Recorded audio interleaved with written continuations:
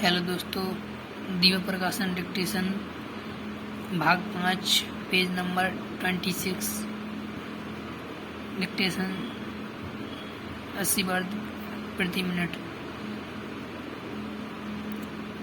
Ready start. मैं इस विधेयक पर चर्चा में भाग लेने वाले सभी सदस्यों का आभारी हूँ।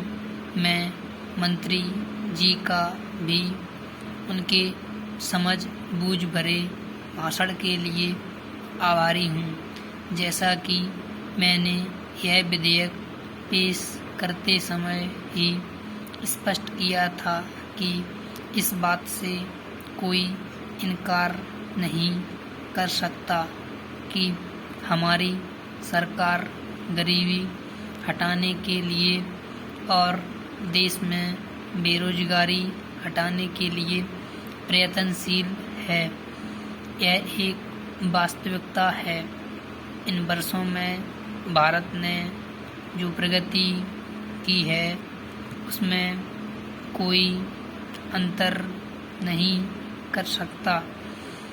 1947 से भारत को देखने वाला प्रत्येक व्यक्ति इस बात से निश्चित रूप से सहमत होगा कि काफ़ी प्रगति की गई है और हमारी योजनाएं लाभकारी रही हैं।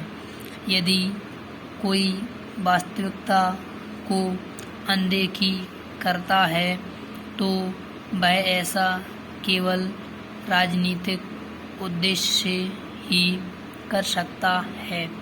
विधेयक पर विचार के लिए प्रस्तुत करते समय स्वयं मैंने सरकार द्वारा बेरोजगारी दूर करने तथा गरीबी हटाने के लिए किए जा रहे विभिन्न प्रयासों का जिक्र किया था।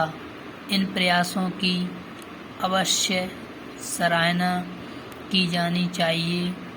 प्रश्न यह नहीं है कि सरकार स्थिति के प्रति जागरूक नहीं है। प्रश्न चलाए जा रहे विभिन्न कार्यक्रमों की आलोचना का नहीं है, बल्कि यह है कि सरकार द्वारा ये प्रयास किए जाने के बावजूद हमारी अर्थव्यवस्था सभी को रोजगार देने में असफल रही है। इस असफलता को दूर करने के प्रयोजन से सभी नागरिकों के लिए काम सुनिश्चित करने हेतु यह विधेयक लाया गया है। पैराचेन यह विधेयक प्रत्येक नागरिक को काम से इनकार करने का अधिकार देने के लिए नहीं, बल्कि सभी को काम देने के लिए है।